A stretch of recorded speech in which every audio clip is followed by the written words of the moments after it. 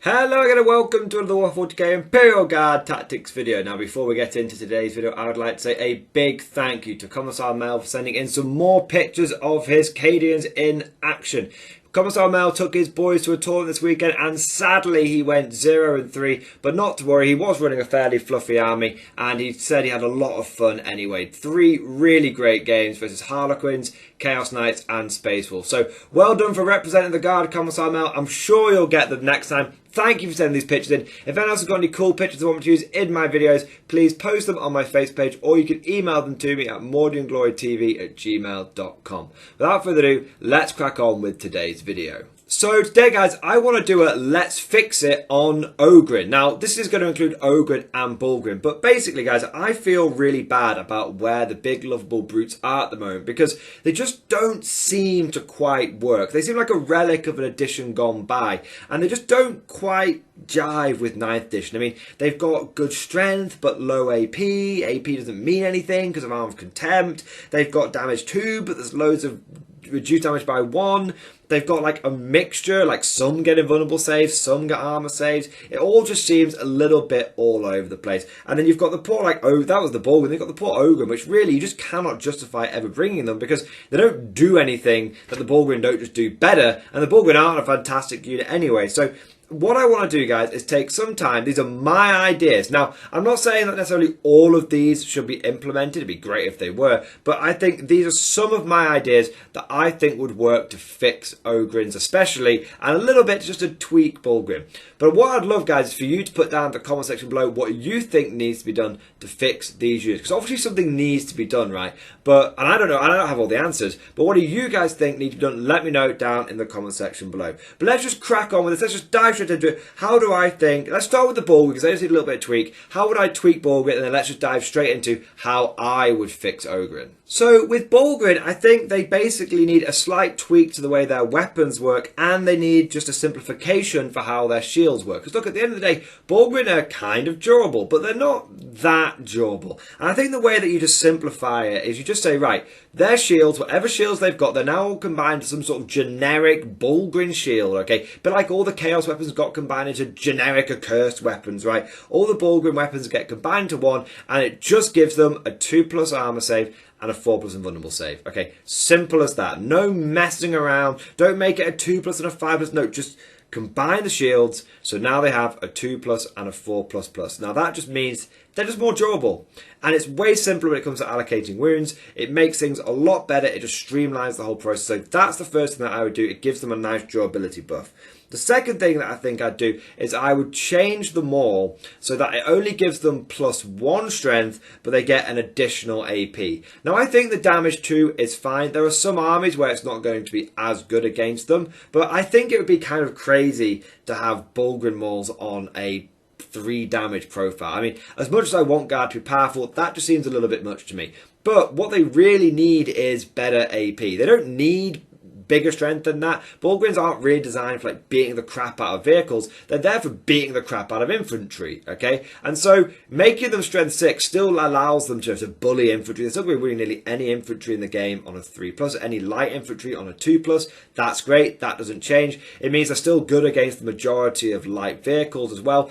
It just means that any heavy vehicles, they're not good. They're going to be wounding on maybe 5s now rather than 4s. And any really heavy vehicles, they're going to go to wounding on 5s anyway. So it just changes them slightly, but I think it makes them it keeps them with their core role, but makes them have a little bit more play. In a world of Arm of Contempt, AP1 just means so little that I think if you're going to have a dedicated unit that is designed for beating the crap out of enemies and is not just a bully unit but is actually combining with other enemy combat units, it needs at least AP2. So that's how I would tweak the Bullgryn. I'd make them just a little bit simpler with their shields and I'd just switch around their weapon a little bit so they have slightly less strength but they've got better AP and the same damage.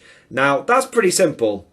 But how would I fix Ogryn? These things are going to take a lot more to work out, okay? Because, quite frankly, they're in a terrible place. And they've just not been right they've not been right since 8th edition.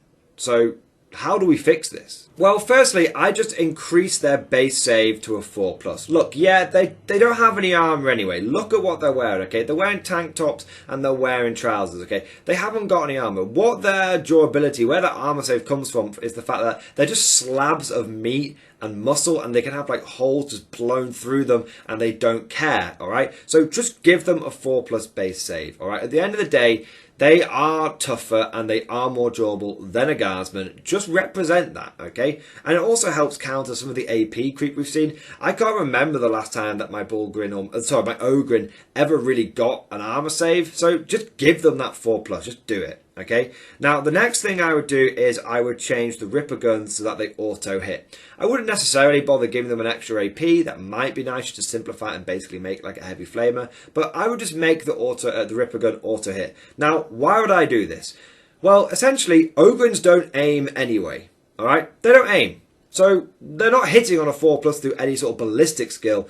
They're just hitting the enemy because they're just filling the whole area with lead. Look, it's a shotgun. It's a giant, big, fully automatic AA-12 that's being swung by a massive motherfucker, all right? Just make it auto hit. He's not aiming. He's just filling the whole area with buckshot and shrapnel and whatever, okay? So that's what I do. I'd make the Ripper gun auto hit, and it's just kind of cool because it represents that the Ogre isn't aiming. It's just how many enemies they're catching in their cone of fire from their big Ripper guns, right? So that's the first thing I do to sort of tweak the guns a little bit. It's not a massive change, but I think it helps differentiate them from things like Bullgryns. It's like, okay, Ogryn are meant to be a little bit of a take all comers. They're meant to be able to do a little bit of everything. That's why they've got guns, all right? And I think it would give them a little bit of play into things that are like, you know, like Harlequins, who have got a lot of -1 to hit. Because, like, look, the Bullgryn, the Ogryn, the big brute, right? He wasn't aiming at you, okay? There's no point in having fancy hollow technology when you're facing Ogryn, because they're too thick to understand what they're seeing anyway. They just fill the whole area in front of them with lead. So I think not only does it give them a little bit of, you know, leads into the fluff a little bit, it also helps with sort of finding them a niche in the game, which is they're actually a bit of a counter to things that have got -1 to hit. It's kind of funny. You can have all the stealth tech in the world. You can have all the high technology in the world and the sneakiness. It doesn't matter when you're facing Ogryn because they don't aim at you anyway. So I know I've repeated that point a lot, but I'm really trying to get it across why I think giving them auto hit would make a lot of sense. So the next thing I would do is I'd give Ogryn +1 attack. Okay, I'd have that as part of the melee profile of their weapon. So the Ripper gun should be -1 in close combat. The big knife, whatever it is that they use, should be -1 AP in close combat, but it gives them +1 attack. I think that helps differentiate them from Bullgryn, who have got fewer but punchier attacks. Ogres are just flailing around, just getting as many attacks as possible. Now, the next thing I would do is I would give them I'd give this just to Ogryn, not to Bullgryn, right? I'd give them the bodyguard keyword, right? The bodyguard rule. How I see it is that Bullgryn are kind of, they're bloodthirsty, right? They're brutes, they're berserkers. They're not really worried about what's around them. They're just flying into combat, smash as much as they can as possible. Ogrins, the traditional Ogrins, have always been shown as being very loyal, very lovable. They don't really know what's going on, but they do know that they're meant to protect people, they're meant to smash the enemies of the Emperor, and they're really faithful creatures, right? So I think giving them the bodyguard key would be really, really cool. I also think that Ogre, if they don't get that rule, they should get some kind of rule where when they are within range of a character, when they are within 3 inches, lookout serve a character, whatever you want to call it, when they're within 3 inches or 6 inches of a character, they should get -1 damage. Okay, now I don't know if you'd want to spread that out to Bullgryn and to Ogryn, but I think it really sets Ogryn apart if, okay, they've got a little bit of better shooting, they've got a little few more attacks in combat, but their big thing is that they get to reduce damage by 1 when they're in range of a character, because they're fighting to the end. They're fighting to protect that character. They don't want to let their commander down. They're loyal to the end. And I think that would be really cool. And it's a way of upping their durability, but in a way that's different to that of Bullgryn. Okay, and you still have to have a character nearby. If still, if the enemy character, the enemy like took the character out when they were protecting him, it would make you Ogryn much more susceptible to dying. But I think having that bodyguard ability, reflecting that loyalty, that mindset that sets them apart from Bullgryn, I think would be really, really cool. Now, you could just do it simply with bodyguard, or you could do it with, like I said, this -1 damage thing at the near characters, or you could do it with both. Like I said, not all of these ideas maybe need to be implemented, but it's just kind of like throwing ideas out there that might work to make Ogryn and Bullgryn just work just a lot better in the terms of the game that we're playing right now. Now, one last thing that I would do, this applies to both Ogryns and Bullgryns, is I would change their Avalanche of Muscle rule to be +1 strength and +1 attack on the charge, okay? Now, the reason why I do that is it means that Bullgryn can get back up to strength 7 if they get the charge off, alright? And it means that Ogryn can get even more attacks and also can get into that, you know, strength 6 bracket, which would be cool for when they're like trying to beat up like Death Guard or trying to beat up like, you know, light infantry that were hitting, that were in them on 2s. I just think it gives them, it sort of takes the buff away and puts it in another area, but it kind of helps buff both Ogryn and Bullgryn from it.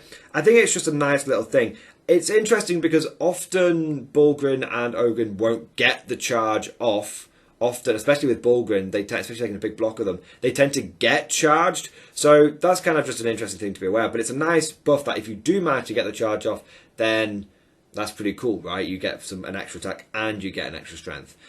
One of the last little bit, and I haven't really fully thought this through, is maybe Bullgryn, again, to represent the fact they're a bit more bloodthirsty, they're a bit more just up for that fight. Maybe they should get some kind of +1 to charge mechanic, or maybe there should be a stratagem that gives them +1 to charge. I don't know. But it would be nice to represent, again, that more bloodthirsty mindset that the Bullgryn have by having either, I mean, maybe you could just give them inbuilt rerolls to charge, but that seems a bit strong.